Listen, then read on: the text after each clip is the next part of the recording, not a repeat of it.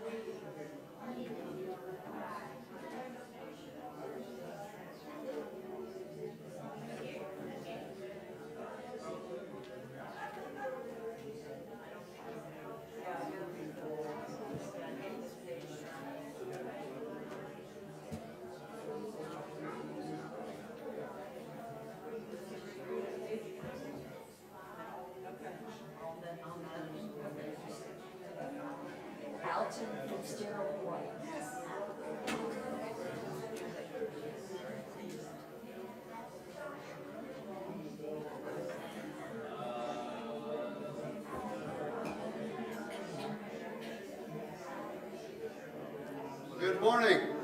Good morning. Good morning.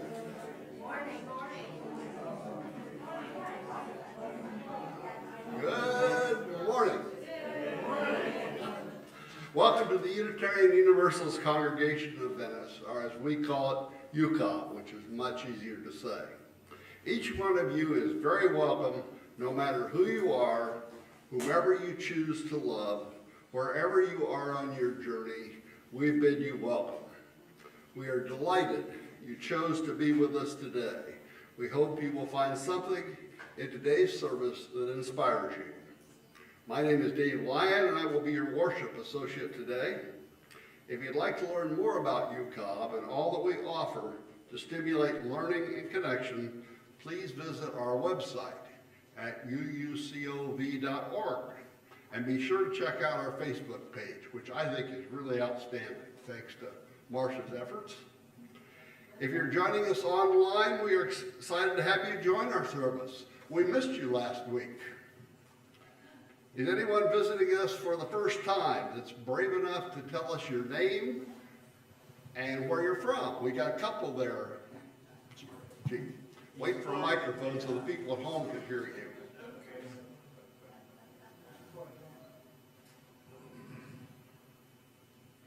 Good morning. I'm Tony McNair, my wife Belva, B-E-L-V-A on my side. We've been in Venice for 10 or 12 years, but my background among many of the checkered spots is being active and present in the Fort Wayne, Indiana Unitarian congregation, and actually de facto minister for a full year. So I'm with the crowd, but I've been a few other stops along the way too. So we're pleased to be here. Well, thank you for coming, and we hope you come back. I'm a Muncie guy to start with originally, so not too far away from you. Good morning. Good morning. I'm Samuel Prince, and I'm from the Unitarian Universalist Church of Akron, Ohio. Okay. And it is a pleasure to be here. My dear friend, Lois Davis, is the person who have encouraged me to come down and to visit her. So, all the way from Akron, Great. my love is with you. And also I have my partner with me, Daniel, is here. So, Welcome. Thank you for coming. Any others? Hi, I'm Jocelyn, and my husband and I have been snowbirds from Akron, Ohio, for a few years, and I'm finally here permanently. And my poor mother, I dragged her to the swamp, as she is describing Florida at this time of year.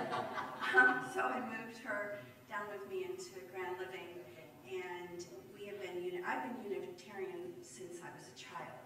So I'm one of those rare people that was actually raised in UU churches. And my mother's been very active in various churches we've been in. I'm Lois, and I'm her mother, and I've been a Unitarian for 63 years. Wow. And I have been members of the Unitarian Church in Toronto, Charlotte, Chicago, Cleveland, and Akron, and now I'm here in Florida. Well, thank you for your years of support, and we hope you'll come back. Any others? Okay, well, since we're in a friendly mood, let's just take a minute and kind of welcome our neighbors today.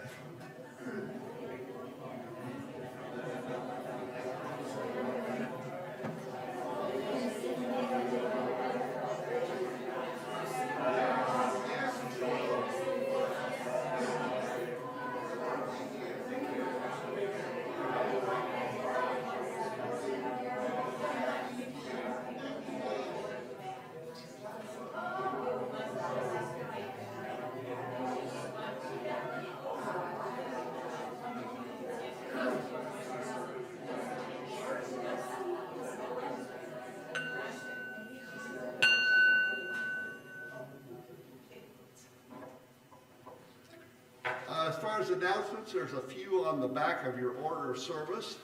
One I'd like to mention that is our worship associate group. We are down in the summertime to 3 worship associates, Janet, Marcia, and myself. So if you have any interest in being a worship associate, let one of us know. During the season, we have quite a few more, but we've gotten a little thin this summer. You've seen a lot of all 3 of us. So anyway, if now's the time, if you'd like. And in the summertime, it's a little less stressful, it's smaller groups. So just let one of us know if you have an interest. Now's the time to silence your electronics, if you have any, cell phones.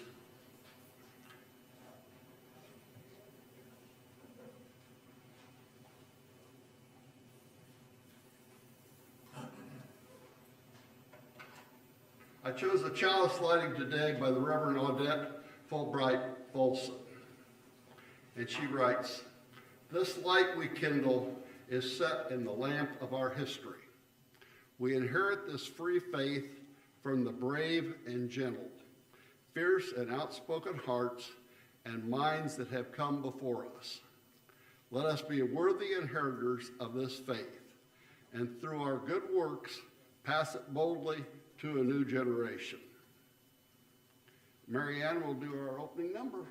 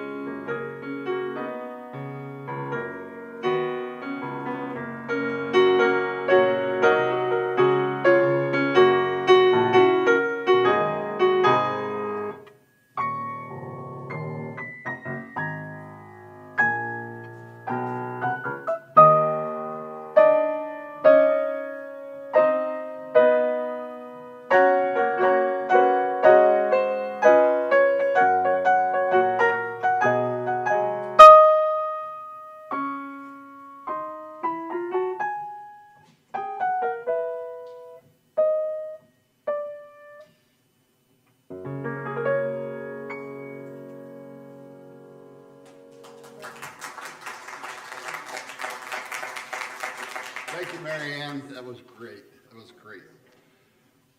For the opening words, I chose a reading by Howard Zinn that spoke to me, and I hope it speaks to you.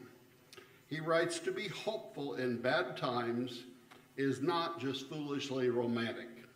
It is based on the fact that human history is a history not only of cruelty, but also of compassion, sacrifice, courage, and kindness. What we choose to emphasize in this complex history will determine our lives. If we see only the worst, it destroys our capacity to do something. If we remember those times and places, and there are so many, where people have behaved magnificently, this gives us the energy to act, and at least the possibility of sending the spinning top of a world in a different direction. And if we do act in however a small way, we don't have to wait for some grand utopian future. The future is an infinite succession of presents, and to live now as we think human beings should live, in defiance of all that is bad around us, is itself a marvelous victory."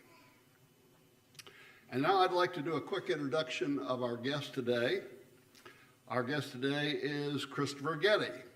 And the Venice Theater found Kristopher in New York in 2010 and hired him to play the role of Coalhouse Walker in Ragtime, which was one of my favorites.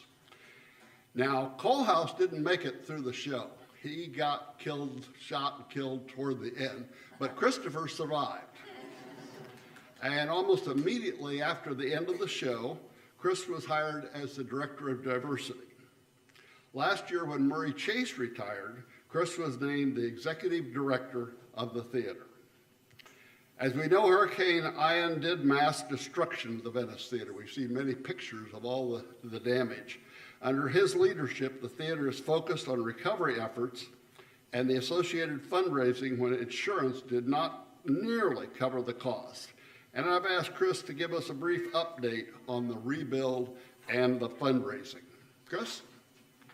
Thank you, sir.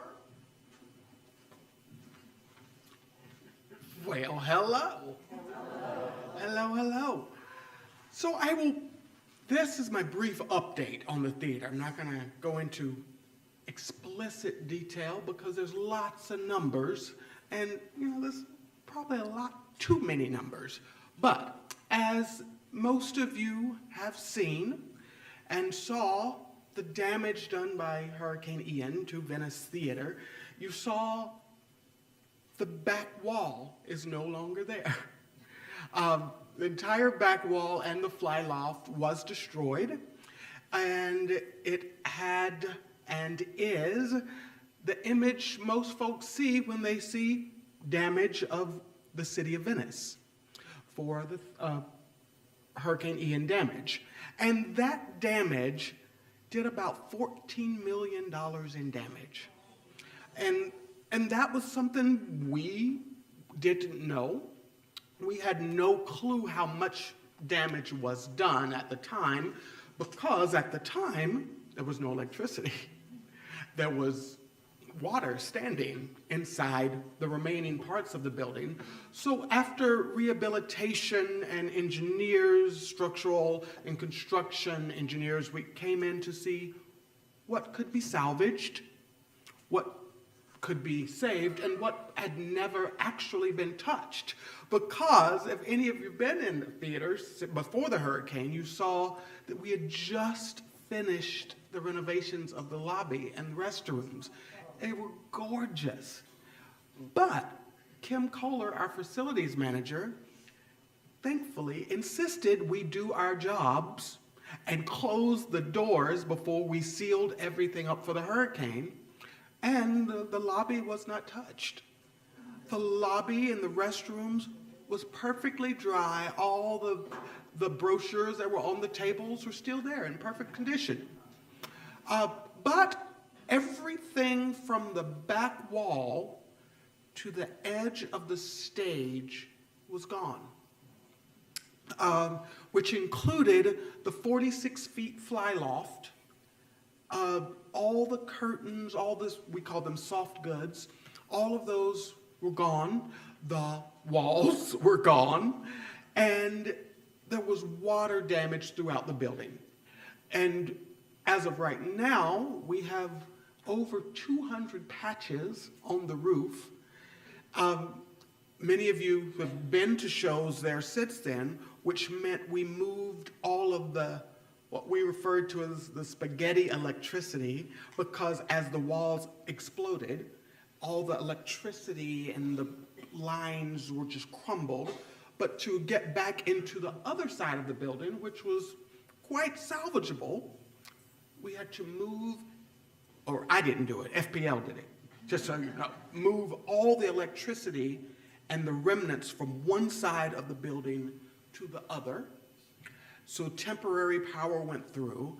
But I say all of that to say that there were things I never knew about construction that I know now, and things I never wanted to know that I know now. And I say daily, thank you to our community. Thank you, thank you, thank you. Because of this community, Venice Theater has not had to lay off any employees. We have been able to maintain what we do. Granted, we're using the Pinkerton Theater, which was the black box, which is the 90-seat theater, and fortunately, we had just purchased what's the Carol Raymond Center in the back for arts education. So that building was to be renovated. We were signing all the paperwork on the day of the hurricane. But luckily we did not sign because we all evacuated, but that building has now become a temporary theater space for us. So there's 130 seats there. It's nowhere near the 432 we had in main stage, but we are still performing. We're nowhere near complete, but that space gives our community and our audiences, our patrons, our donors, our volunteers, gives us that outlet. So, in saying that, people want to know how much does it cost? Well, we found, as you know, we found damage that just appeared. Other things just appeared, like, oh, there's another leak in the roof. Why is that floor bubbling on what's happening? But we knew there was about $14 million in damage to the theater. We knew that after some months. And we knew that insurance covered about 7.5. And folks say, why didn't you have more insurance? We had the max amount of insurance that we could have for that building at that time. The building was built in 1926, and it survived, and until now. So we know that, and we know our final cost now as we're finally getting all the costs. That cost is going to be about $18 million to rebuild the theater. And we have spent and have raised about $7 million so far, just that has gone into renovating to make sure that we can continue and that there's power on in the building and that there is air conditioning. Because one of the things we quickly learned, I'm sure all of you know, it's not nothing I don't have to tell you, is it's Florida. If there is no air condition and no power, there is mold. So mold mitigation had to be done, lots of stuff, but air conditions are working now because we have to have air in the building to make sure that even where the hole is still, and that they are now building, as you will see. I go out my office door every day and look and see what's new today. And it's the things that most folks can't really see, but the stem walls are there because concrete had to be poured. We had to demo everything and get it all secure. And we are building back, folks want to know. So next up, majorly that you will see, is the steel. Once the steel rises, then we start to close in the building. And then we can actually start building the theater. And some of you have been in the city and know that we are going back, building back taller. We are building, it was 46 feet, we're building up to 75. Some folks had some issue with that, but once we explained, we need safety because there were safety issues that had not been, that were safe in 1973 when this was built, but not quite up to the codes of 2024. So we're building taller so we can do the shows that you have come to love at Venice Theater and make them as extravagant as you would like to see and as we would like to do, because I am so proud of the staff we have and volunteer team. There is nothing they can't do. I've never had any questions about that, and I look forward to it. And as I say to most folks, we will always accept your donations. So thank you for that. And because you have, this community has done incredible things. So thank you, thank you, thank you. Dave was talking about how can folks donate? Online, we have a donation portal. We have concert sponsorships that folks can do. And we just launched the Have a Seat campaign. This is we can buy a seat in the theater. They're $7,500 per seat. So your seat's there, your name will be on the displays out in the lobby. There's so many ways to contribute to Venice Theater. Our Director of Advancement, Camille Klein, is always ready to talk with you. If any of you would like to do a tour and know more about the theater, know that you can always call me at the theater, see me here. I am happy to set that up for you, happy to take you on the tour. My tour is funny because I tell you all the funny things that, there was a wall here on the plans, but there's never a wall here in person. Who knew? So there's things like that, but that's just a brief overview. I'll tell you more as I start talking, but that's a brief overview of what's happening. We still expect to be back in at some time during next season. We're not going to say the beginning of the season because we don't know what hurricane season holds for us this year.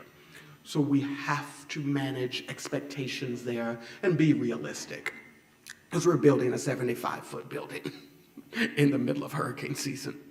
But know that, again, I say thank you for everything, this community. You have done everything you will do, and I can't wait to welcome you in those doors.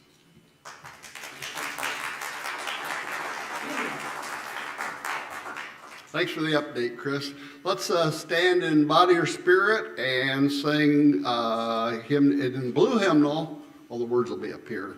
1064, Blue Boat Home, all 3 verses.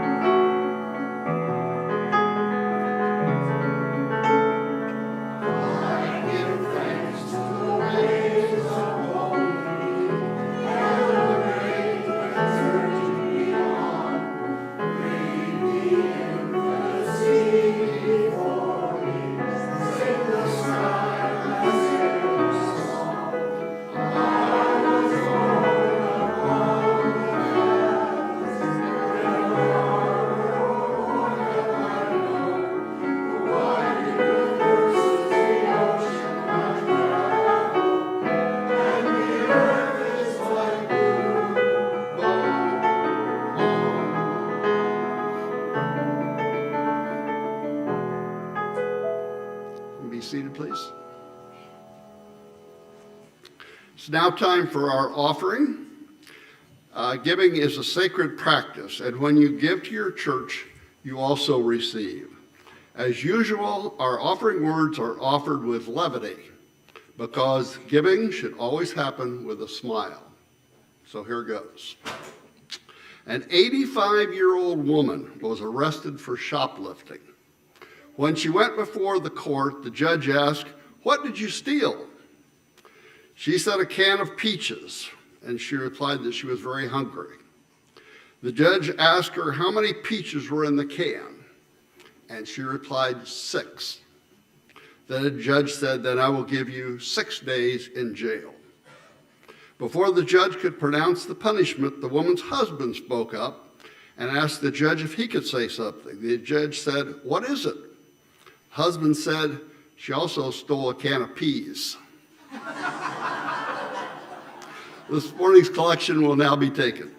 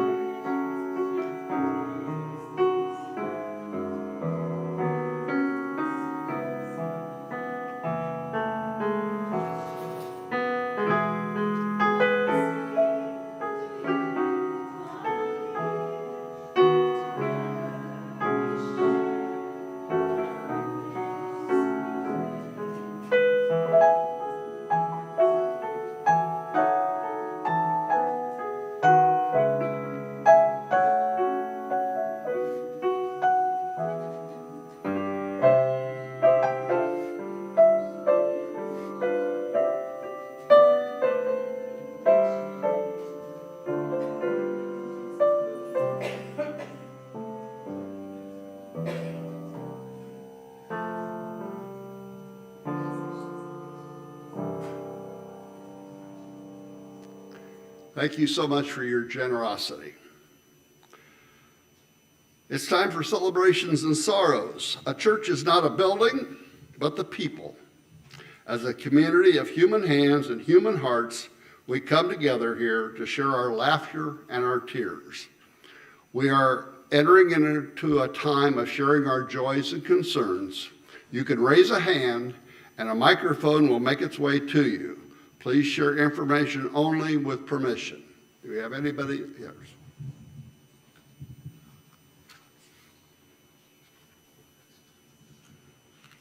I just learned from Dave Williams, and several of you already know this, that Elaine Carlson had a bad fall, and she's in Sarasota Memorial North, the old one. I don't know when she'll be home, but I suspect that she would appreciate cards or calls.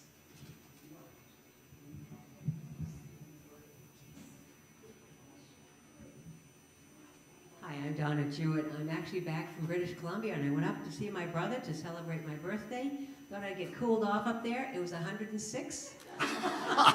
But at least the water was cooler, and I got to do an e-foil on my 80th birthday, so it was a lot of fun, and I'm just happy to be back, and it's actually cooler here. I can't believe it.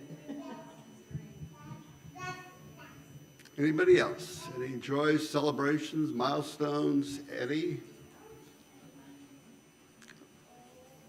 Two more.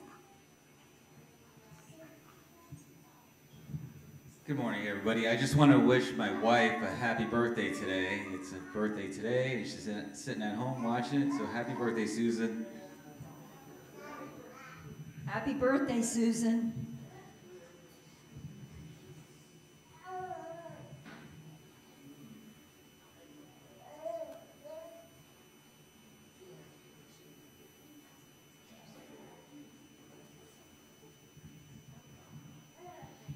Hey, I'm Sabine Gershman. I'm visiting from Chattanooga, Tennessee, and my kids, we're going through our divorce, and yeah, and but I'm really happy to be here visiting with them, and we've had a lot of fun having with this. We had fun. Thanks, y'all.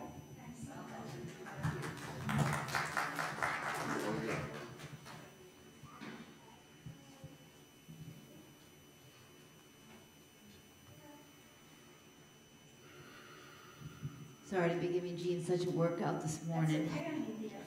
Anyway, Bob and I are celebrating our 40th anniversary. Ooh. So congratulations Yeah. to Bob.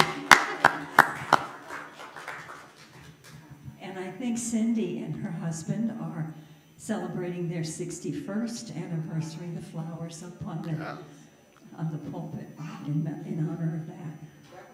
That was Wednesday.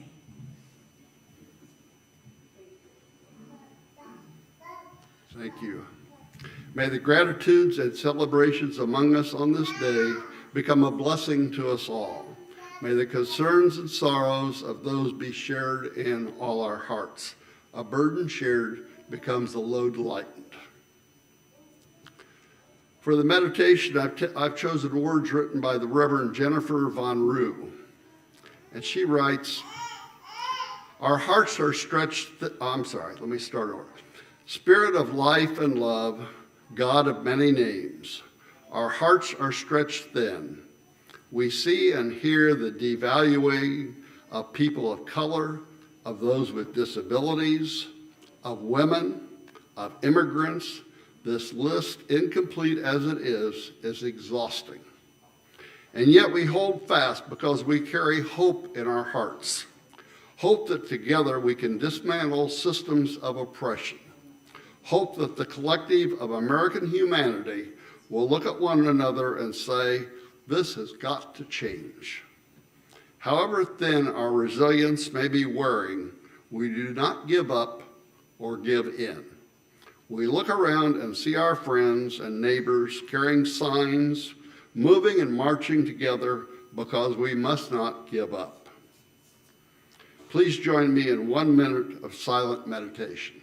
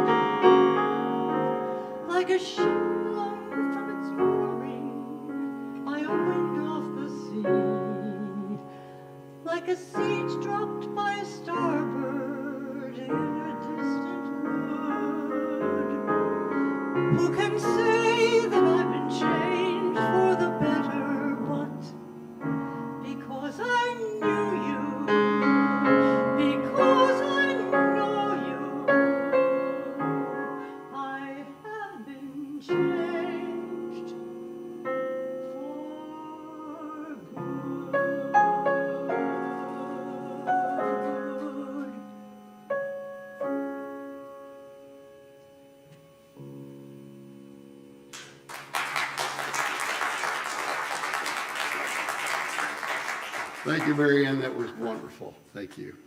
And let's invite Kristopher back to the pulpit here to give today's talk.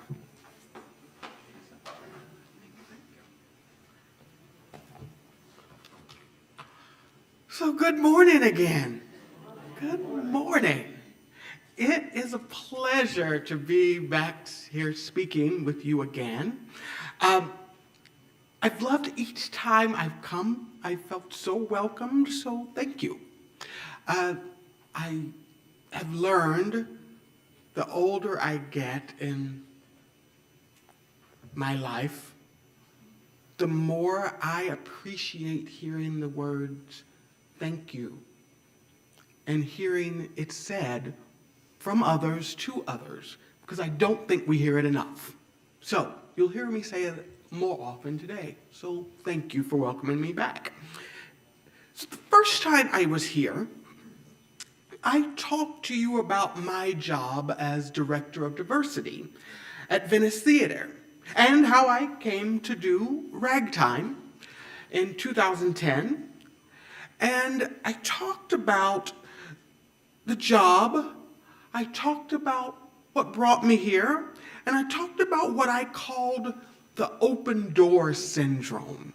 If any of you remember that, I challenged you, as I challenged those of us at Venice Theater. The open door policy says, if we open the door, people will come. We can't just subscribe to that practice. We never could, and we still can't. I believe then and now that we must be active participants and inviting people into our doors. So that's one of the first things I want to say. Invite people into your doors. Invite people into your home. Love them. because that's one of those other things I've learned here in Venice. But the last time I was here, I talked about how times were changing. I used quotes from Martin Luther King Jr.'s famous sermon, my favorite sermon, The Drum Major Instinct. How we are the drum majors. We're those folks out front leading the charge on love, leading the charge on kindness and inclusivity. Interestingly, I looked at my notes from last time, and here's a quote I gave you back then, years ago. To be quite blunt, Sarasota County as a whole does not want to be diverse. We can pay all the lip service we want, but until we elect people that care and make the change within us, it is not going to happen. The great divide in this country and county is unacceptable. Until we individuals decide to change. And then I paused. So, that was about 5-6 years ago. That's what I said then. And you know, I could repeat those same words and that entire thing now, but I'm not. I'm not today. And I promise I will stay on script as much as I can, but I get very passionate about what I'm here to tell you. And today I'm here to talk to you about the 4-letter words that aren't. And I know folks wanted some, what's he mean? What's happening? What's that mean? Well, that's part of what you'd say. That's to get you the hook. Brings you in. But I want to talk today about 4 words that have become increasingly polarizing in our national discourse. Diversity, equity, inclusion, and access. To some, they represent a threat, a challenge to the established power structures and beliefs. But to me, and I suspect to most of you, they represent something more and far more powerful.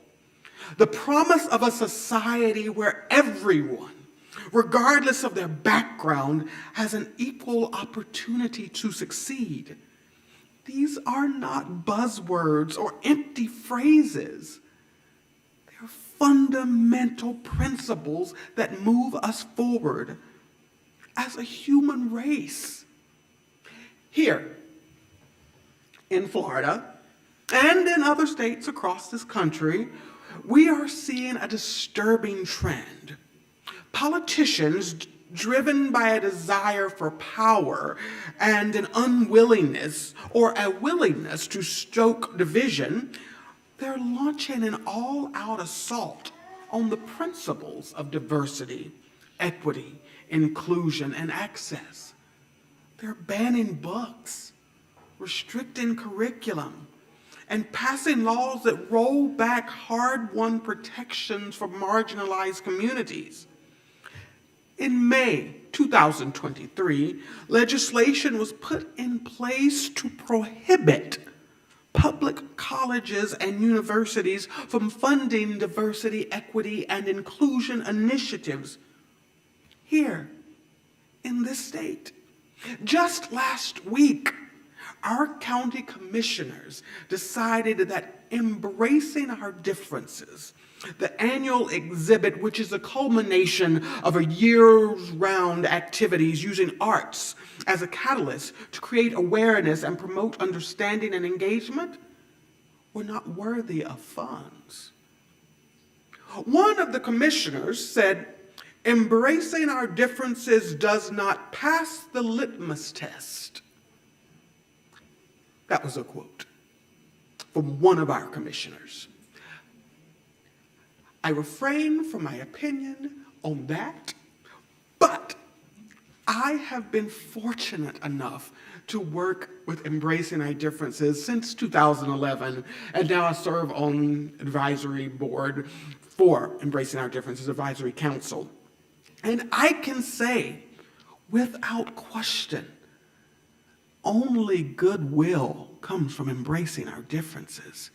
The amount of quotes, I'm on the quotes committee, so I read all the quotes and we vote on the quotes that go to on the bottom of all the art. If you've seen some of the art, there's a quote that goes on the bottom. They don't come together. We find the quotes that are gorgeous, and this year, I know in my section, I have 800 to read, and I know that there's other sections. So we have over 3,500 quotes from around the world of students and adults who want to see a better world and contribute these quotes just to say, let's be better humans. And the art comes in separately, we look at that. But to say that's not worthy, as a county, are we okay with that? I don't know. But I call it a slap in the face for taking $47,000 from the organization. That's beyond politically motivated. And I call it downright rude. That is my opinion there. Our governor has vetoed state funding for the arts for next year. We've never experienced this type of direct attack on the arts. As we all know, funding comes and goes. It varies throughout the years. And as we like to say, it is a political football. But we've never had a zero sum. He's taken all the funding from the arts. Just know that. Diversity, equity, inclusion, and access has been attacked as well. We know that. The departments across the states of DEI or diversity departments, equity, inclusive, they've been demolished. Organizations are terrified to bring up the words. I don't know if any of you are members of SHRM, the Society for Human Resources Management, but I am, as a working with human resources in the theater. And I was shocked when last Wednesday, I received a notice from the organization as they send out notices. Look, here's new practices that happen throughout the business world. Here's what the new laws are doing. But they sent out a notice last week that the Society of Human Resources Management are dropping the word equity from their training. They say, as a global organization, SHRM is committed to leading on inclusion and diversity. Our insights and research starting last year, revealed noise of a coming DEI backlash. Since then, we have seen agreement on implementing inclusion and diversity. Equity is causing workplace divisiveness, leading to polarization and hindering progress. We heard equity is so polarizing that senior level strategy discussions are derailing and employee-led trainings are being ignored simply because of the word. The legality of the concept is under question with increasing moral arguments of equality versus equity. In short, our research indicated workplaces are not making progress because of the E, which led us to make the strategic decision to lead with and focus on inclusion and diversity. This is from the organization who manages our human resources across this country. This is not okay. Why? Why are The words diversity, equity, inclusion, and access, DEIA, as they've come to know, so threatening to individuals, organizations, our country. I believe it's because they represent a fundamental shift in how we see ourselves and our place in the world. They challenge the idea that one group, one identity, one experience is inherently superior to all others. They demand that we confront our biases and barriers that have long denied opportunity to so many. I refuse to believe these words are dirty words.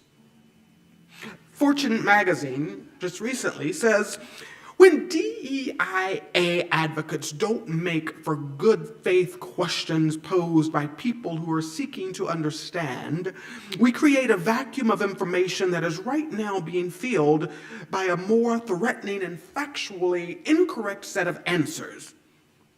That creating a level playing field for one group means taking opportunity away from another. It doesn't. That any consideration of someone's background is inherently discriminatory. It isn't. That DEIA is about giving unfair advantages to marginalized groups instead of correct for real systemic inequalities. Let's start with diversity. Diversity is more than just a quota to be filled. I've said that when I was here before. We know this. It is the recognition and celebration of our differences. Differences in race, ethnicity, gender, sexual orientation, religion, socioeconomic statuses, and beyond. Embracing diversity means opening ourselves to a wealth of perspectives, experiences, and ideas that enrich our communication and organizations. It's about creating environments where everyone feels valued and can thrive. Does anyone see anything wrong with that? Equity follows closely behind diversity. Equity is the commitment to ensuring fairness and justice for all. It acknowledges that historical and systemic barriers have disadvantaged certain groups, and it strives to level the playing field. Equity means providing resources, opportunities, and support based on individual needs, not on a predetermined advantage or disadvantage. It is about rectifying past injustices and building a future where everyone has a chance to succeed. Inclusion is the active ingredient that makes diversity and equity meaningful. Inclusion is not just about diversity in numbers. It is about creating a culture where every voice is heard, every perspective is respected, and every person feels they belong. Inclusive environments foster creativity, innovation, collaboration, because they harness our unique strengths of every individual. When we've talked about inclusion, there's been a tendency to reach across to people that have been oppressed because of the viable parts of themselves. When people feel included, they're more engaged, more productive, more committed to collective goals. What's wrong with that? Access. It ties everything together. Access means removing physical, social, economic, and cultural barriers that prevent individuals from fully participating in society. It means ensuring that everyone has access to education, theater, healthcare, employment opportunities, public services. Access is creating pathways to success and prosperity. Some say these concepts are divisive and unnecessary. They view them as threats to tradition or burdensome impositions. I challenge these positions and perspectives. Embracing diversity, pursuing equity, fostering inclusion, and ensuring access are not just moral imperatives. They're strategic advantages. We know 10% of companies around the world are still doing DEIA initiatives and work that they began after George Floyd's murder. 10% of companies looked at the president's banning of DEIA initiatives and the Supreme Court's rulings on affirmative action and said DEIA efforts can be abandoned. So those are 20%. But that means 80% of the folks in this country are just sitting on the fence and don't know what to do. Study after study shows that diverse teams and inclusive organizations outperform their counterparts.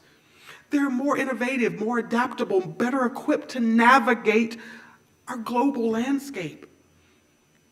They're not only more profitable, but they attract top talent and better serve their customers.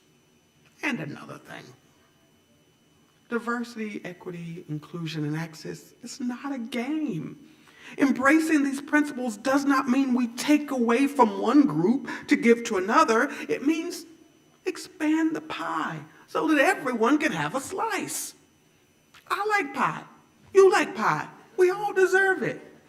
We should create a society where everyone can contribute their talents, pursue their dreams, and live with dignity and respect.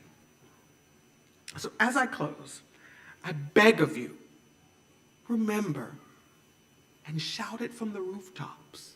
Diversity, equity, inclusion, and access are not dirty words. They're guiding principles that lead us toward a brighter and more prosperous future. They represent our collective commitment to fairness, justice, and opportunity for all. So let us embrace these principles not as obligations, but as opportunities to build stronger communities, stronger organizations, and a stronger world for this generation and next generation and generations to come. Don't be swayed by the rhetoric of division, by the false narrative that diversity, equity, inclusion are dirty words. See instead them as building blocks for a better future.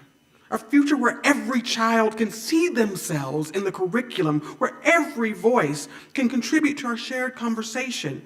We have to be diligent to reclaim these words. We're not going to be perfect. We don't need to be. We know this is not a partisan issue. We're not pitting one group against another. It's a matter of basic human dignity and fairness. It's about the kind of country we want to be, the kind of world we want to build. Stand up. Push back against this assault on diversity, equity, and inclusion and access. Let us teach our children an honest history.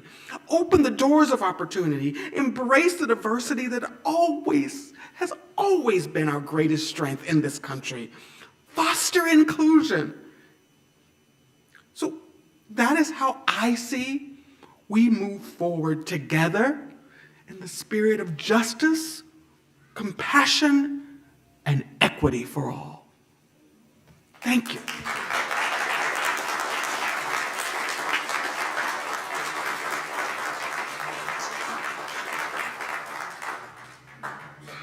Thank you, Kris. That's a powerful message, powerful.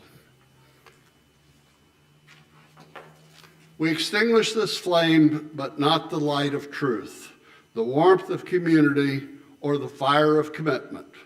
These we keep in our hearts until we are together again. Let's stand in body or spirit and sing number 1031 in the teal hymnal, loving kindness, filled with loving kindness. There we go.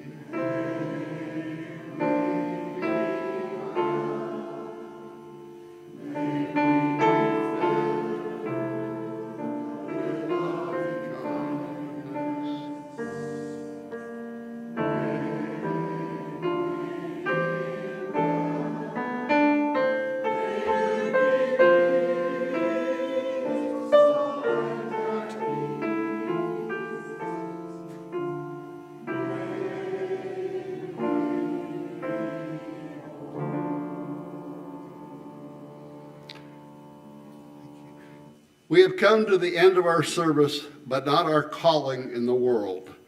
May we close our time together with the humble reminder that justice and equity are our spiritual practices to embrace each day, every day. We are blessed to be the embodiment of what is possible when justice and equity ground us in all we do.